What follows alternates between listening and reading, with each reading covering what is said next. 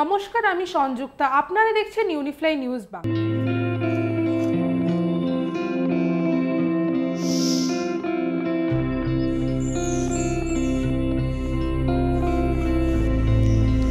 প্রাক্তন খাদ্যমন্ত্রী জ্যোতিপ্রিয় মল্লিকের বোলপুরের বাড়ি সিজ করা হয়েছে। প্রাক্তন খাদ্যমন্ত্রী জ্যোতিপ্রিয় মল্লিকের বোলপুর শান্তিনিকেতনের বাড়ি সিজ করা হয়েছে বলে জানা গেছে ইডি সূত্রে।